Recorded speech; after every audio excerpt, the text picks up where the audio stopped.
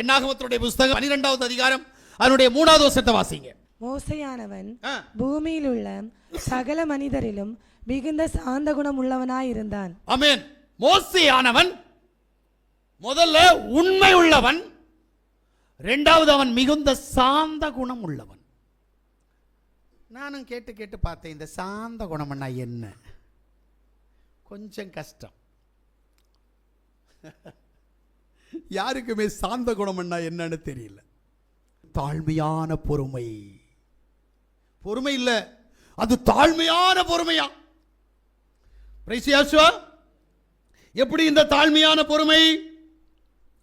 யோசித்து பார்த்தீங்களா? நம்முடைய வாழ்க்கையில் இந்த பொறுமை இருக்கா?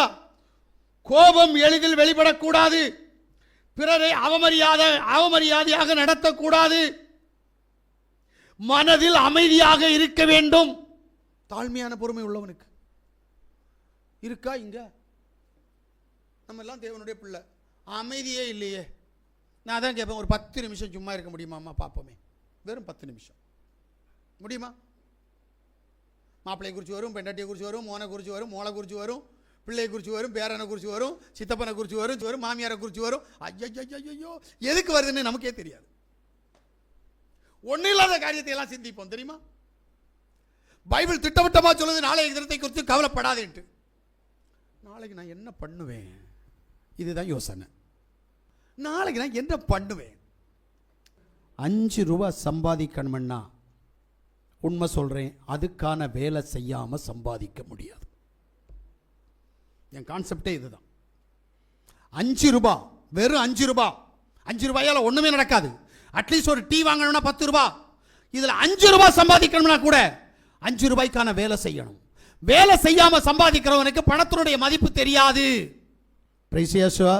உனக்கு தேவன் எதை அனுமதித்தாரோ அதை பெற்றுக்கொள்ள முயற்சி செய். உனக்கு தேவன் எதை அனுமதித்திருக்கிறாரோ அதுக்காக ஓடு. எனக்கு அனுமதிச்சிருக்கிறார் இன்னைக்கு இதுதான் போடணும். அனுமதித்ததை நான் போட்டிருக்கிறேன். நான் அனுமதிக்காததை யோசிக்க கூடாது. இன்னைக்கு நம்ம எல்லாருடைய வாழ்க்கையிலும் இல்லாததை இருக்கிறவை போல் அழைத்து யோசிக்க வேண்டியதா இருக்கு. இதனால தேவ சமூகத்தை விட்டு தூரம் போறேன். சர்வ வல்லமையுள்ள தேவன் உன்னை வீணா யோசிக்க சொல்லல. நீ ஏன் யோசிக்கிற? ஏன்னா உன்னிட்ட பொறுமை இல்லை, அந்த சாந்த குணம் இல்லை. ஏன்னா வேதம் சொல்லுது, பிலிப்பியருடைய புஸ்தகம் 4வது அதிகாரம் 5வது வசனத்தை வாசித்தீங்கன்னா, உங்கள் சாந்த குணம் எல்லா மனுஷருக்கும் தெரிந்திருப்பதாக ஆமென் யார் சமீபமா இருக்கிறார். நல்லா புரிஞ்சுடுங்க. உங்களுடைய அந்த சாந்த குணம், தாழ்மையான பொறுமை உன்னை சார்ந்த அத்தனை பேருக்கும் வெளிப்படையா தெரியணும். முடியுமா? இவன்கிட்ட பொறுமை இருக்கு, இவள்கிட்ட பொறுமை இருக்கு, இவன் உண்மையிலேயே கடவுளுடைய பிள்ளை, உன்னை பார்த்து சொல்லுவாங்களா? ஏன்னா எனக்கு தெரிஞ்சு சாந்த குணத்தை பற்றி 3 வசனம் தான் பைபிளில் இருக்கு. மலை பிரசங்கத்தில் ஒரு பிரசங்கம் நடத்தினார் பாருங்க. அங்க ஒன்று சொன்னார். என்ன தெரியுமா? சாந்த குணம் உள்ளவர்கள் பாக்கியவான்கள், அவர்கள் பூமியை சுதந்திரித்துக் கொள்வார்கள். 5 இவ்வளவுதான் இங்க இருக்கு. ஆனா இத பொறுமைக்குள்ள கொண்டு போயிட்டாரு. 3 வார்த்தைக்குள்ளால சாந்த குணத்தை அடக்கி வைத்து விட்டு தாழ்மையான பொறுமையை, பொறுமை என்ற அடிப்படையில் வேதத்திற்குள்ள அநேக வார்த்தைகளை சொல்லி வைத்திருக்கிறார். ஆனா நம்மகிட்ட பொறுமை இல்லை. ஏன்னா சாந்த குணம் என்றால் என்ன என்று இதுவரைக்கும் தெரியாது. மோசேக்கு தேவன் கற்றுக் கொடுத்தார். அவன் சாந்த குணம் உள்ளவன், பொறுமை உள்ளவன். அதனாலதான் அக்காளாறு விரோதமாய் கடந்து வந்த போது அவளுக்கு கடவுள் தண்டனையை கொடுத்த போதும் அவளுக்காக ஜெபம் பண்ணினான். தெரியுமா உங்களுக்கு? அவனுடைய குணம் அப்படி. அப்பதான் சொன்னாரு, அவன் தப்பு பண்ணிட்டான், 7 நாள் பாளையத்துக்கு புறம்பே இருக்கட்டும், அது வரைக்கும் நீங்க வெயிட் பண்ணுங்க, என்ன செய்யாதீங்க, பாளையத்தை பிடிச்சிட்டு ஓடிடாதீங்க, நீங்க இங்கே இருங்க, அவன் முதல்ல அனுபவிச்சுட்டு வரட்டும். எங்க அப்பா தப்பு பண்றவன ஒருத்தனையும் சும்மா விட மாட்டாரு. நீ யாரோ வேணாலும் இரு, அது ஆசாரியானா இரு, விசுவாசியா இரு, தப்பா உப்பு தின்னானா தண்ணி குடிச்சே ஆகணும், தண்டனை கொடுத்தே ஆகணும். மீரியாம் தன்னை தீர்க்கதரிசி என்று நினைத்தவள், தேவனுடைய கையில் இருக்கிறேன் என்று நினைத்தாள். மோசேக்கு நான் தான் வழிகாட்டினேன் என்று நினைத்தாள். மோசேயோடு கூட நானும் ஊழியத்தை செய்கிறேன் என்று நினைத்தாள். ஆனால் தண்டனைக்கு தப்பல்ல. விட மாட்டார். இங்க பட்சபாதம் பார்க்க மாட்டாருன்னு அவர் தான் முதலே சொல்லிட்டாரு. அப்ப தயவு செய்து சொல்றேன், நீங்க சாந்த குணமுள்ள மனுஷர்களாய், தேவனுக்கு பிரியமுள்ள மனுஷர்களாய் நீங்க இருக்கணும். இப்ப மோசே எப்படிப்பட்டவன் அடுத்த ஸ்டெப் நீங்க பார்க்க போனீங்கன்னா, என்னாகமத்தினுடைய புஸ்தகம் 12வது அதிகாரம் 8வது வசனத்தை வாசிங்க. நான் அவனுடன் மறைபொருளாக அல்ல, முகமுகமாகவும் பிரத்யட்சமாகவும் பேசுகிறேன். அவன் யாவின் சாயலை காண்கிறான். இப்படி இருக்க நீங்கள் என் தாசனாகிய மோசேக்கு விரோதமாய் பேச உங்களுக்கு பயம் இல்லாமல் போனதென்ன என்றார். ஏங்க மோசே எப்படிப்பட்டவன்னு தேவன் சொல்றார் பாருங்க. தேவனை முகமுகமாய் தரிசித்தவன். ஏன்னா யாத்திரையாகமம் 33:20 என்ன சொல்லுது? நீ என் முகத்தை காண மாட்டாய், ஒரு மனுஷனும் என்னை கண்டு உயிரோடு இருக்க கூடாது என்றார். யோசிக்கிறீங்களா? இவ்வளவு பெரிய வார்த்தையை வைத்திருக்கிற தேவனை மோசே கண்டான்.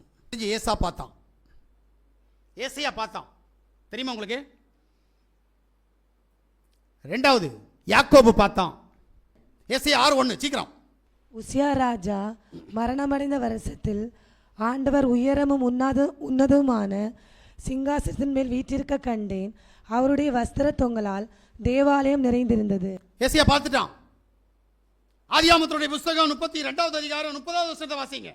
அப்பொழுது யாக்கோபு, நான் தேவனை முகமுகமாய் கண்டேன், உயிர் தப்பி பிழைத்தேன் என்று சொல்லி அந்த ஸ்தலத்துக்கு பெனியேல் என்று பெயரிட்டார். இப்ப வேதாகமத்திலே 3 பேர் தான் பார்த்தாங்க. அதிலும் விசேஷமாய்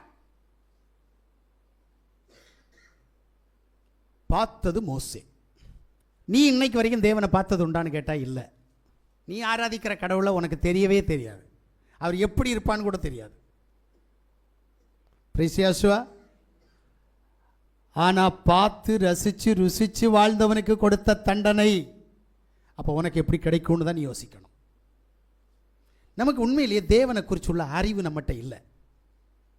இல்லை, தேவனை எப்பவுமே நீங்க என்ன நினைக்கிறீங்க அப்படின்னா, அவர் அன்புள்ளவர், அவர் இரக்கமுள்ளவர். இந்த பெந்தகோஸ்தக்காரர் பைபிள் தெரியாம கற்றுக் கொடுத்துட்டானுங்க. இயேசு கிறிஸ்து ரட்சிக்கிறார், இயேசு கிறிஸ்து விடுவிக்கிறார், இயேசு கிறிஸ்து பாதுகாக்கிறார், இயேசு கிறிஸ்து நடத்துகிறார், இயேசு கிறிஸ்து ஆசீர்வதிக்கிறார். அட பிசாசு பிடிச்சனே, இயேசு கிறிஸ்து உன்னை சிட்சிப்பார்னு எவனாவது சொல்லி கொடுக்கிறானா? இல்ல. அப்ப எப்படி அவருடைய கோபத்தை இன்னைக்கு விசுவாசிகள் அறிவாங்க? எருசலேம் தேவாலயத்தில் போனார். அங்கே விற்கிறவர்களையும் வாங்குகிறவர்களையும் பார்த்து, நீங்கள் இங்கே விற்காதீர்கள், இங்கு வாங்காதீர்கள் என்று ஒரு வார்த்தை கூட சொல்லவில்லை. சவுக்கெடுத்தார், அடித்து துரத்தினார். இது என் வீடு, எல்லா ஜனத்திற்கும் இது ஜெப வீடு, இதை கள்ளர் குகை ஆக்காதீர்கள் என்று சொல்லி அடித்தாரே தவிர இங்க விற்காதீன்னு ஒரு வார்த்தை கூட சொல்லல. நீங்க வேற என்ன வாசித்து பாருங்க. சொல்லல. அடிக்கிற நேரம் தான் சொன்னார், அடிக்கிறதுக்கு முன்னாடி சொல்லவே இல்லை. அடிபட்டு ஓடுறவன்கிட்ட தான் சொன்னாரே தவிர சும்மா இருந்து வித்துட்டு இருந்தவன்ட்ட போய், தம்பி இங்க விற்காத, இது ஆலயம், இதை பரிசுத்த குறைச்சல் ஆக்கூடான்னு சொன்னாரா? என் தேவன் வித்தியாசமானவர், இதைத்தான் நீ புரியணும். அதனால தான் நீ தப்பு பண்ற வரைக்கும் சும்மா இருப்பார். தப்பு பண்ண தொடங்கிட்டேன்னா உன்னை பெண்ட கலத்திடுவார். முதல்ல உன்னுடைய சமாதானத்தை தூக்கிடுவார். ரெண்டாவது, பிரச்சனையினுடைய ஊடாய் சத்ருவம் வீட்டுக்கு அனுப்பிடுவார். இதுதான் உண்மை. நீ நல்லா தான் இருப்ப, பிசாசு வீட்டுக்குள்ள வந்து உட்கார்ந்துருப்பான். அவன் வேலையை செய்ய ஆரம்பிப்பான். ஏன்? நீ அவருடைய பிள்ளையா இல்லையே. அல்லேலூயா. அப்ப தேவனுடைய சமூகத்தில் அவரை பார்த்து அவருடைய சித்தத்தின்படி இன்னைக்கு அவரை பார்க்க அவர் வார்த்தையை உனக்கு கொடுத்திருக்கிறார். அவர் வார்த்தையாக இருக்கிறார். அந்த வார்த்தையை உனக்கு கொடுத்திருக்கிறார். வார்த்தையை கேட்கிற நீ, வார்த்தையை பார்க்கிற நீ, வார்த்தையின் சத்தத்திற்கு கீழ்ப்படிந்து நடக்கணும். நடக்க மாட்டேங்கிறியே. வார்த்தை ஒன்று என்னெல்லாமோ சொல்லுது, அந்த வார்த்தைக்கு கீழ்ப்படுகிறியான்னு கேட்டால் இல்லை. ஏன்? உனக்கு இருக்கிற ஆணவமும், உனக்கு இருக்கிற அதிகாரமும், உனக்கு இருக்கிற பணத்திமிரும், உனக்கு இருக்கிற ஆஸ்திக்கு அந்தஸ்துக்கும் செழிப்பும் இங்கே தான் கையை வச்சு விட்டுருவார். பிரைசியாசுவா. அதனால தான் சொல்கிறேன், வார்த்தை கேட்டால் வார்த்தை ஒன்றை புடமிடணும். வருகிற வார்த்தை ஒன்றை புடமுட்டிச்சுன்னா உண்மை சொல்கிறேன், நீ தப்பிட்டேன்னு அர்த்தம். உனக்கு சக்சஸ். வருகிற ஆபத்திலிருந்து, வருகிற பிரச்சனையிலிருந்து, வருகிற போராட்டத்திலிருந்து தப்பிக்க போற. எப்போ? வார்த்தையாகிய தேவனை நீ பார்க்கிற போது, வார்த்தையாகிய தேவனுக்கு நீ கீழ்ப்படுகிற போது. அல்லேலூயா.